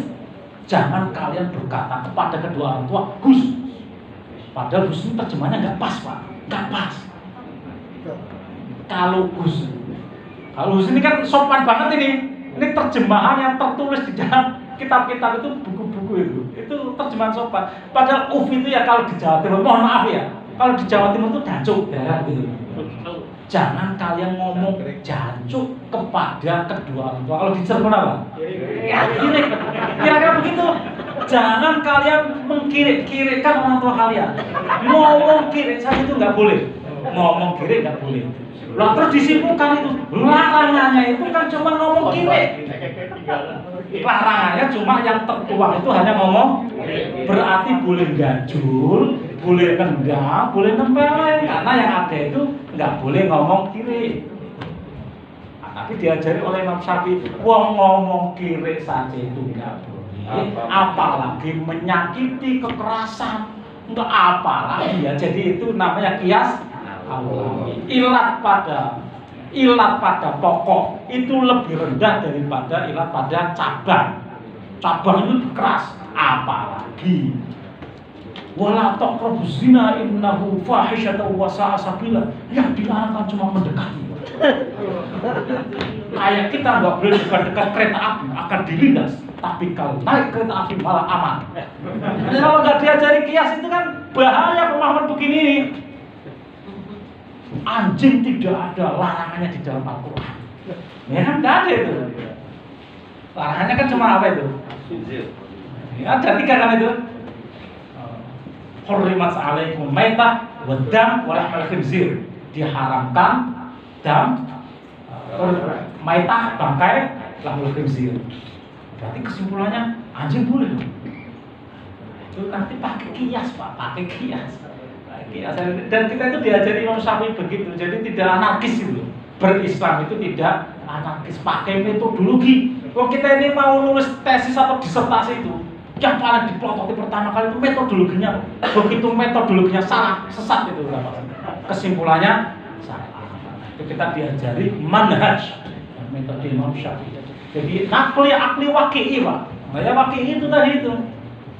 Kita ini juga, karena itu di PBNU selalu ada Pak, bahsul masalah waqi'iyah. Karena ada di dalam nas itu sudah tidak lagi empirik.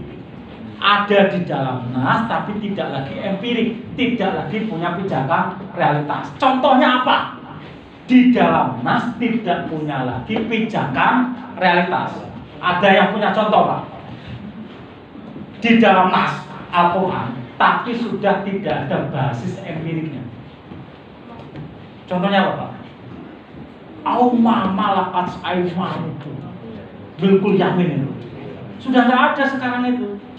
Jadi nggak boleh kemudian pakai dalil bilkul yamin untuk melegalkan hubungan konsensual. Karena pas sudah tidak ada lagi basis realitasnya. Dan misi Islam itu untuk menghapuskan perbudakan. Jadi kita tidak bisa menggunakan ayat yang pada saat itu konteks sosiologisnya itu ada perbudakan digunakan untuk era modern yang sudah tidak ada lagi perbudakan. Itu wakil. Saya kasih contoh satu lagi Pak. Ini yang baru rame. tahun 2019 di Munas Banjar. Di Munas Banjar. Kalau pakai ukuran nas, non muslim itu statusnya apa Pak di dalam fikih? Kualifikasi non muslim di dalam fikih apa? Kafirnya apa? Ada dhimmi, ada habib, ada mustakmam, ada mu'ahad. Ini ada di dalam surat At-Taubah, ada di dalam surat illal ladzina ahadtum minal musyrikin tsumma lam yanqusukum syai'a wa lam yudhahiru 'alaikum ahada fa'atimu ilaihim ahdahu ila muddatihim. Ini dalilnya muahadah. Jadi meskipun deklarasi perang, tetapi Allah tetap menyuruh bagi yang sudah mengikat perjanjian fa'atimu ilaihim ahdahu ila muddatihim.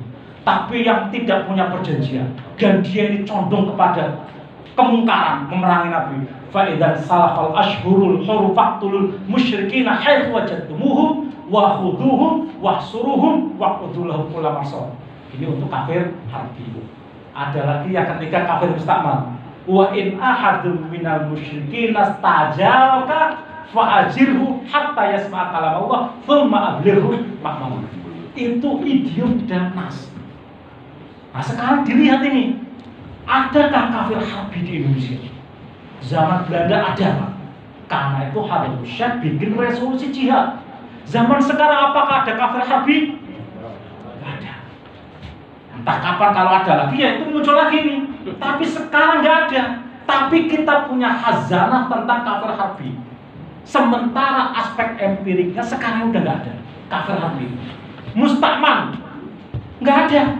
Karena pada dulu pemerintahan Islam ada orang mau masuk. Kalau di Arab Saudi masih berlaku ini mustakman. Diberikan visa oleh negara, dijamin keselamatannya. Dan yang kedua, ketiga itu kafir mu'ahad yang melakukan perjanjian. Lah warga non muslim di Indonesia tidak bisa dikualifikasi berdasarkan teks-teks itu. Ya bukan mu'ahad, bukan dhimmi, bukan mustakman, apalagi harbi. Makanya kemudian dirumuskan mereka tidak bisa masuk kualifikasi itu semua. Mereka adalah muwatinun, mereka adalah warga negara. Jadi seperti dicontohkan Rasulullah ketika bikin piagam Madinah. Coba piagam Madinah itu dibuka dengan kata-kata yang sangat inklusif. Saya masih hafal nasnya. Bismillahirrahmanirrahim. Hadza kitabun min Muhammadin Nabi sallallahu alaihi wasallam bainal muslimin wal mu'minin min Quraisy wa Yathrib wa man tabi'ahum wa lahiqa bihim wa jahada ma'ahum innahum ummatun wahidatun min duninas. Innahum ummatun wahidatun min duninas. Orang-orang itu dari Aus dan Khazraj termasuk Yahudi di dalamnya ummatun wahidatun min duninas. Satu umat. Warga negara umat di situ pengertiannya bukan umat Islam ansih, tapi adalah warga negara yang setara kedudukannya. Karena itu di situ disebutkan tidak boleh ada persekusi kecuali kepada orang-orang yang melanggar hukum. Wala udwana illa 'alal dzalimin. Jadi udwan, kita ini permusuhan itu hanya kepada pelanggar hukum sejauh mereka famastaqamu lahum fastaqimu lahum. Asal mereka masih istiqomah dengan komitmen perjanjiannya, maka kalian juga istiqomah. Jadi kalau kita lihat perangnya Rasulullah itu kan selalu begitu, ada pemantiknya itu. Rasulullah itu sebenarnya enggak ingin perang. Rasulullah itu sebenarnya tidak ingin perang. Kalau kita lihat ya, awalnya Rasulullah itu enggak senang sama sekali perang. Andai kata Rasulullah tidak diperang itu mungkin tidak ada perang. Tapi sudah kejadian Rasulullah itu dilala. Ya. Memang Nabi itu pasti ada yang musuhin itu. Nabi itu pasti ada yang musuhin. Dilala yang musuhinnya itu ya pakai kekerasan ya Rasulullah harus bilang. Karena itu ayat pertamanya itu di surat Al-Hajj itu bunyinya bahkan pakai 5 juz. Udzina lil ladzina yuqatalunahum bi annahum zulim. Diizinkan bagi orang-orang yang diperangi itu, Pak. Jadi Rasulullah itu diperangi, dimusuhi, bukan agresif, ya, ofensif. Orang lagi duduk-duduk santai, tiba-tiba diperangi, nggak ada. Faman ta'ammal siratan Nabi sallallahu alaihi wasallam. Kalau orang berta'ammul ya, nangan-nangan sirahnya Nabi Rasulullah itu innahu yuqatilu man yuqatilu. Rasulullah itu hanya memerangi orang yang memerangi. Itu akalnya Rasulullah. Karena itu Rasulullah itu saking tidak inginnya perang. Pernah dalam satu hadis Rasulullah bilang begini, ahabbul asma'i ilallahi, nama yang paling disukai Allah itu Abdullah wa Abdurrahman. Wa asdaquha Hammam wa Haris wa Aqbawa. Nama yang paling buruk indah Allah itu Murrah wa Harb. Murrah itu pahit, artinya Harb itu perang. Kan Rasulullah itu sebenarnya nggak demen perang itu, tapi karena disuruh membela diri, akhirnya ya ada surat At-Taubah itu, ada surat Al-Anfal. Tapi banyak ayat-ayat lain itu Rasulullah itu disuruh menahan diri. Qatilu fi sabilillahi alladzina yuqatilunakum wa la ta'tadu innallaha la yuhibbul mu'tadin. Ini Pak, amaliyah kita ini syariah, silsilah fadilah. Jadi kita ini berpedoman kepada kitab fikih-fikih syariah. Tapi juga kita ini dalil-dalil syariah, kemudian silsilah, kita ini percaya tawasul karena kita meyakini bahwa hubungan kita itu masih terikat sampai kapanpun karena manusia selalu punya dimensi fisik dan rohani. Silsilah. Karena itu kita ya masih percaya itu Pak, orang-orang yang sudah meninggal itu yang hanya berpisah antara jasad dengan roh. Wala tahsabanna alladziina qutilu fi sabilillahi amwata bal ahya'un inda rabbihim yurzaqun. Jangan kamu kira orang-orang yang mati di jalan Allah itu mati, mereka itu hidup di sisi Allah dan diberi rezeki. Pertanyaan saya, kalau rezeki kita Pak yang masih belum pisah antara jasad dengan fisiknya, itu kopi, minuman air putih, rokok, itu asupan jasmani. Pertanyaan saya, kenapa orang yang sudah wafat itu oleh Allah diberi rezeki? Makanannya apa? Makanannya apa itu? Makanannya makanan rohani. Apa itu? Nur. Makanannya adalah nur. Nur itu apa? Al-Quran. Al-Quran, kalimat thayyibah itu nur, makanan bagi orang-orang yang antara jasad dengan rohnya itu bisa. Karena itu kita meyakini Pak, ketika Rasulullah itu ulul salam masuk kubur, kemudian ulul salam, assalamualaikum ya dar qaumil mukminin wa inna insyaallah bikum lahiqun. Kok ngomong sama orangnya nggak ada? Mereka ada nggak? Ada, tapi sudah tidak bisa jawab. Karena kalau jawab kita jadi takut Pak, malah lari. Assalamualaikum ya dar qaumil mukminin. Waalaikumsalam. Mereka dengar kita, tapi dia tidak bisa bicara. Karena itu kita meyakini Pak, mereka masih ada cuma di dimensi yang lain. Karena itu kita meyakini ada tawasul, ada kirim Fatihah, masih meyakini. Dan orang-orang NU yang sudah meninggal itu tidak pernah kehilangan keanggotaan sebagai NU Pak. Coba lihat periksa di ADN TPPN. Orang itu bukan hanya seumur hidup Pak. Di anggaran dasar rumah tangga PPN itu bunyinya begini: berhenti dari keanggotaan itu hanya karena dua, mundur atau dipecat, diberhentikan. Nggak ada alasan meninggal dunia itu kehilangan keanggotaannya. Karena itu kita wasilah terus, tiap malam cuma kirim wal muslimina wal muslimat. Oh tak kan tuh, tapi nggak bener itu, bener. Tak kan serius. Karena ini keistimewaan dari surat Al-Fatihah. Utitu absyir nuraini. Malaikat Jibril yang ngomong langsung sama Rasulullah, absyir nuraini, berikanlah kabar gembira terhadap dua nur. Yang pertama Fatihah Al-Kitab, Al-Fatihah. Yang kedua khawatimah suratul Baqarah, akhir surat Baqarah. Lan taqra'a harfan minhuma illa utita. Katakan Muhammad kepada umatmu, tidak ada satupun umatmu yang baca Fatihah dan akhir surat Baqarah kecuali akan diberikan apapun maunya. Ini filsafatnya begitu Pak. Artinya dijadikan tahlilan. Lillahi ma fis samawati wa ma fil ardi, enggak tahu maksudnya itu. Enggak tahu maksudnya lillahi ma fis samawati. Itu modelnya itu nur gitu Pak. Itu nuraini malam yuqahunna ahadun minal anbiya'i qabli. Bisa itu di hadis Sahih Muslim. Ini prinsip harfahnya itu Pak: tawasul, tawazun, tasamuh, amar ma'ruf nahi munkar. Amar ma'ruf bil ma'ruf, nahi munkar bil ma'ruf. Kalau nahi mungkar bil mungkar menggandakan kemungkaran. Menggandakan kemungkaran itu harus belajar di dalam kitab-kitab fikih. Ada metode, Pak, untuk amar ma'ruf nahi mungkar. Dijabarkan itu fal yughayyir biyadi wa illa fa bilisani wa illa fa biqalbi, itu nanti diuraikan itu. Udah di kitab fatwa ini. Kalau amar ma'ruf itu membuat orang lari dari Islam, kamu tahan. Artinya apa? Kalau kita anggap amar ma'ruf, tapi kemudian orang lari dan bahkan alergi kepada Islam, tahan. Jadi karena kita nggak cocok model FPI, maaf ya. Nggak boleh dakwah pakai pentungan itu nggak boleh. Karena apa? Ya Rasulullah itu memang misinya bukan untuk menghukum kok sebenarnya, memperbaiki. Loh, kalau Rasulullah itu maunya itu setiap orang yang maksiat itu dibinasakan, udah dari dulu itu. Tapi Rasulullah nggak tertarik gagasan untuk membinasakan orang-orang yang maksiat. Contohnya apa? Waktu ditentang oleh kaumnya itu, malaikat itu datang itu. Malaikat Malakul Jibal, ada Jabal Akhshabain, Jabal Kubais yang sekarang udah nggak ada itu. Satunya itu Jabal di tengahnya itu. Ini Ka'bah, Jabal Kubais, satunya apa? Saya lupa. Itu menawarkan diri itu. Lau syita laqut biko hadal khashbaini alaihim. Kalau kamu mau Muhammad, akan aku timpahkan 2 gunung ini ke mereka. Jawaban Rasulullah apa? Bal arju ayyukhrijallaha min aslabihim may ya'budullah wahdah wa la yusyriku bihi syai'an.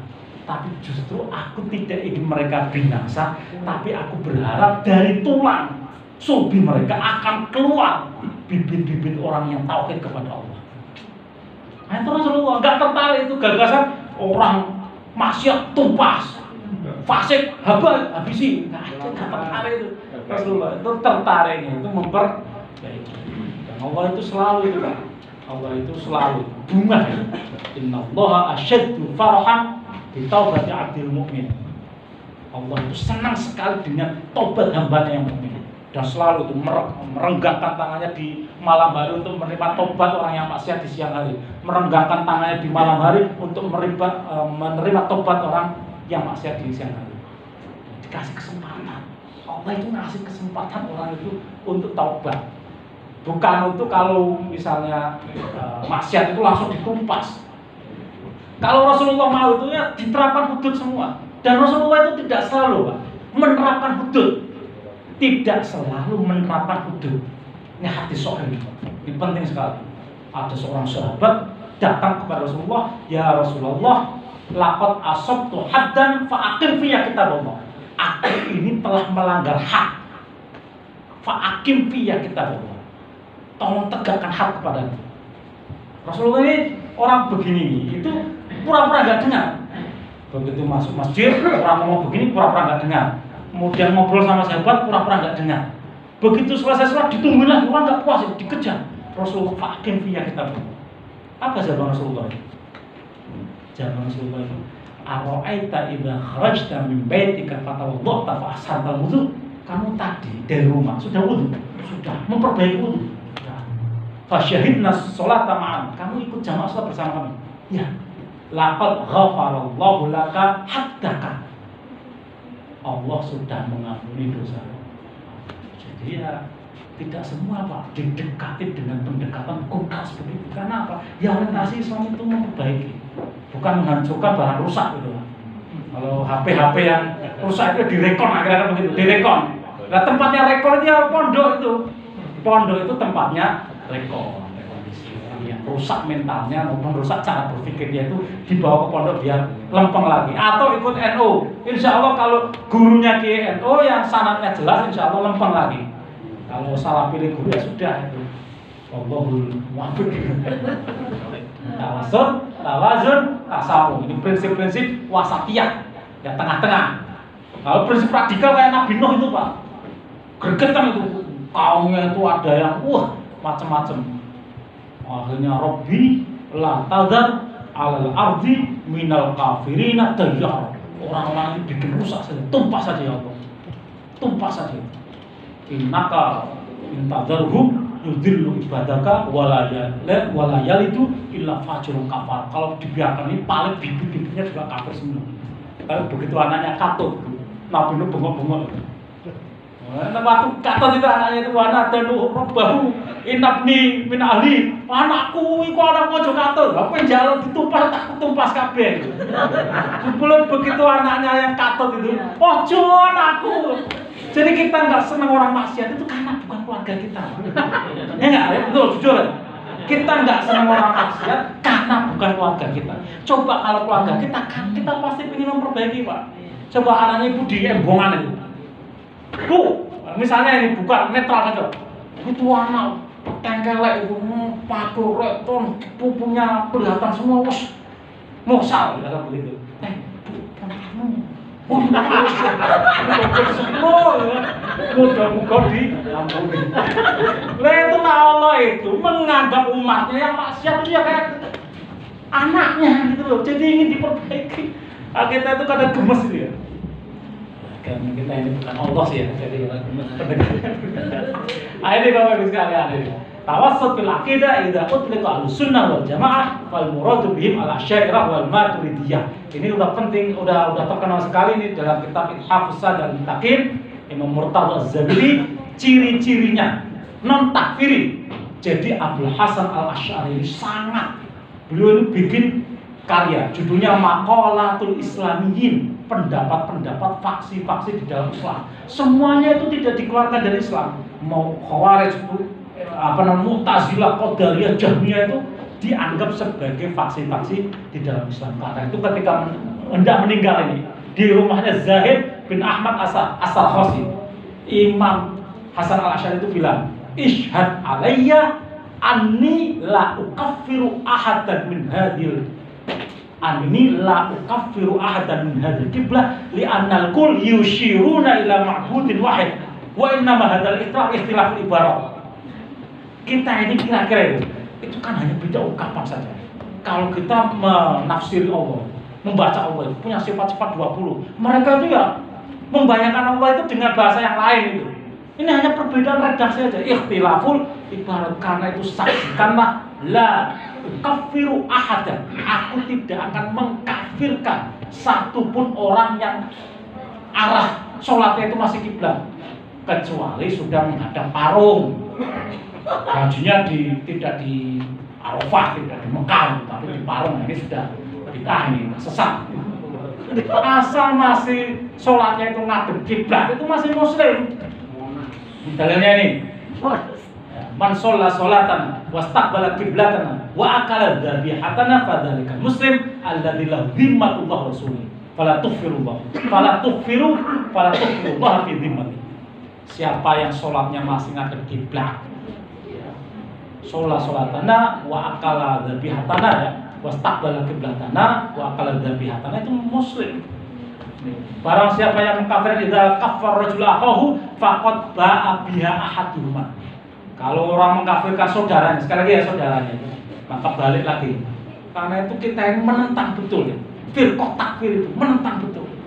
Gara-gara ziarah kubur kemudian dongo atau pegang-pegang nisan itu kemudian dianggap itu kafir. Seolah-olah kalimat tauhid itu kalah oleh mulus-mulus tengok itu. Padahal kalimat tauhid itu kalimat absolut, bahkan tidak kalah oleh perbuatan maksiat dan banyak.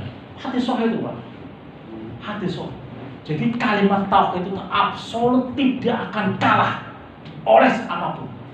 Seperti absolutnya ya, bilangan matematika 2 tambah 2 sama dengan 4. Tidak peduli yang ditanya itu ketua KPK atau Begengge, sama 2 tambah 2 4. Begengge itu nggak tahu ya.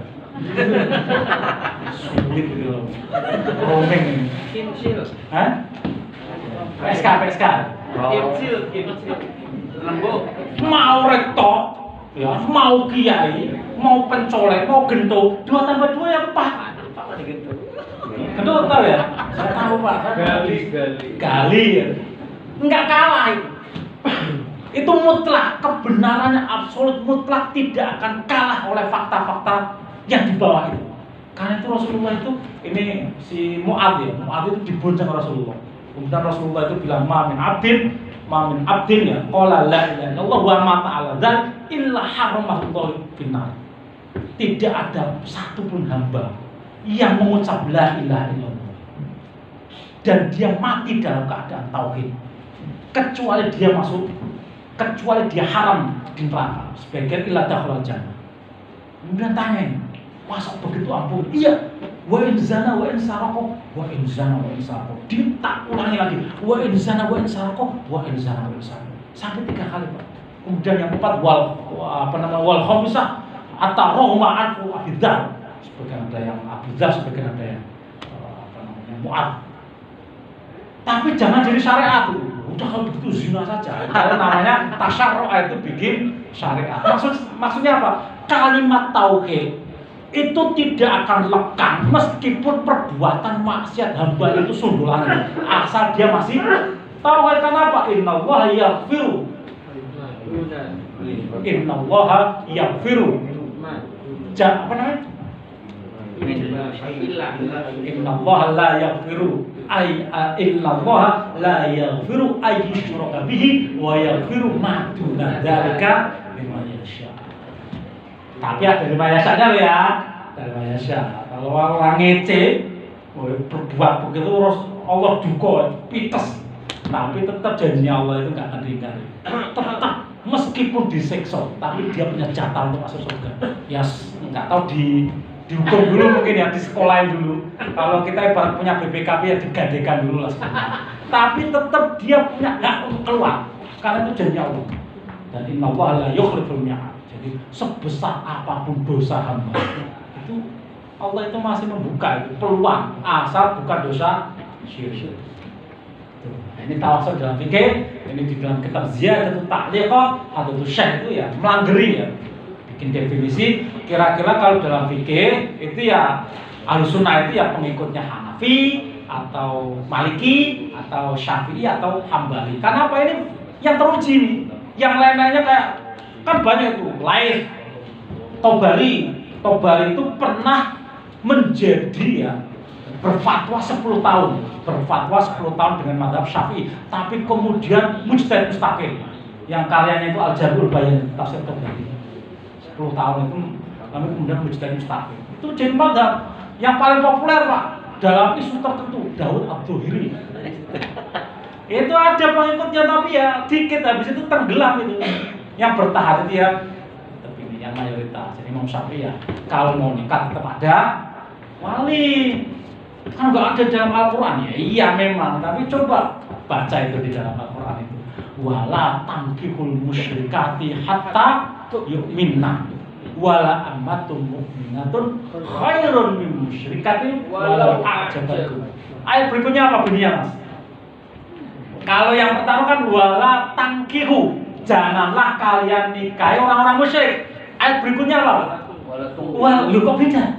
Yang pertama tangkihu, kok yang kedua tungkihu? Apa ya? Wala tungkihul musyrikina. Lo kalau dibaca wala tangkihul musyrikina, janganlah kalian nikahi orang-orang musyrik. Ini memang mau sodomi. Ya kan? Wala tangkihul musyrikina. Tapi ayatnya bunyinya bukan seperti itu bacaannya. Wala tungkihu, jangan kalian nikahkan wanita mukminah dengan orang-orang musyrik. Karena itu pasti karena ayatnya itu transitif. Wala tungkihu berarti ada yang menikahkan, berarti wajib menurut Imam Syafi'i. Tapi kalau menurut Imam Ghazali tidak. Karena yang disepakati itu hanya laki perempuan. Nah, kalau soal wali, soal syahid, itu muhtaram. Kalau mau pakai ilmu sendiri ya diem-diem, nggak usah kampanye. Kalau kampanye bikin syariat Pak, pasti akan kita tentang. Tapi kalau ilmu privat-privat ya sudah silakan. Tanggung jawabnya kepada masing-masing. Ngalimir. Nah ini Pak, al-adilah syariah. Cara Imam Syafi'i itu ya. Kenapa sumber hukum itu Quran, hadis, ijma', qiyas? Ya ayyuhalladzina amanu atiullaha wa atiur rasulah wa ulil amri minkum fa in tanaza'tum fi syai'in farudduhu ila Allah wa rasul. Jadi atiullah berarti Quran, atiur rasul berarti sunnah, wa ulil amri. Di sini ulil amri itu adalah ada dua Pak. Ulil amri itu wilayah fil hukumah. Ulil amri dalam pemerintahan. Yang kedua al wilayah fil fuqaha, jadi di dalam otoritas agama. Jadi kita ini mengikuti ulil amri, artinya ya mengikuti madhab-madhab. Yang madhab-madhab itu ya dengan metode-metode yang sudah diletakkan oleh a'immatul madzahib. Imam Syafi'i jelas setelah Quran, sunnah, ijma'. Habis itu fa in tanaza'tum fi syai'in farudduhu ila Allah. Kalau ada pertentangan kembalikan kepada Allah. Kalau Imam Syafi'i maksudnya itu ya kembalikan kepada nas yang ada. Kalau nggak eksplisit, nggak soreh, berarti cari padanan ilam. Itulah dalilnya qiyas. Jadi bukan hanya 4, ternyata ada 10. Tapi yang disepakati mayoritas itu 4. Quran, sunnah, ijma', qiyas. Tapi ada yang mukhtalaf Pak, istihsan. Ini metode yang digunakan oleh Imam Hanafi. Imam Syafi'i itu menentang betul istihsan. Bahkan pernah bilang kan manistahsana faqad syarra'a. Siapa yang beristihsan di dalam pengambilan hukum berarti dia bikin syariat baru. Ini metodenya Hanafi, istihsan. Al-Masla al-Musalah, Imam Maliki, al-Istishab. Al-Istishab itu ini mukhtalaf, tapi dalam praktiknya dipakai Pak. Di dalam kaidah al-aslu baqa'u makan ala makan, itu istishab Pak. Saya ini sudah batal belum? Nggak tergantung existing conditionnya itu. Kamu itu tadi startnya itu wudu atau batal? Kalau startnya wudu berarti baqa'u makana ala makan. Nah ini juga dipakai Pak. Tahun 36 itu waktu NU memutuskan Jawa, Nusantara itu Darul Islam atau bukan. Jawabannya itu menarik Pak, pakai istihsan. Pakai istihsan. Karena apa? Itu di dalam takbir ya, di dalam Bughyatul Mustarsyidin itu disebutkan itu di situ. Jadi kullu mahallin qadara muslimun sakinun bi al imtina'i minal hasbiyyin yasiru Darul Islam. Walau in qata'a imtina'ul muslimina bistila'il kufar. Bistila'il kufar. Jadi meskipun ada penguasaan orang kafir setelah itu, tetapi wa ulima anna ardo Jawa bal wa ardo Batawi Darul Islamin qabla istila'il kufar sabiqon.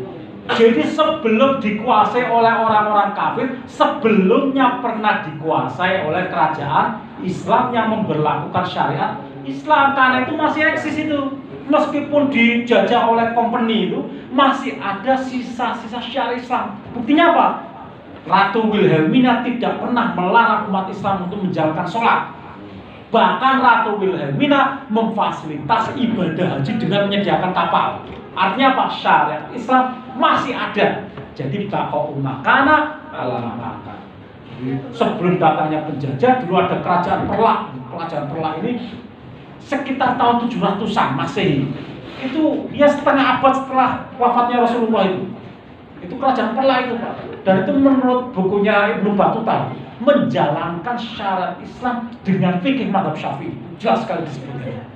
Dan itu kemudian masih ada setelah Perlak, kemudian Samudra Pasai, kemudian di banyak tempat berdiri kerajaan-kerajaan Islam. Artinya apa? Baqa'u makana ala makana. Dan kemudian putusannya itu jelas. Daerah Nusantara adalah Darul Islam. Karena apa? Pernah dikuasai oleh orang-orang Islam. Madhab Sahabi. Nah, ini madhab Sahabi juga nanti ada madhab Abu Bakar, ada madhab Umar.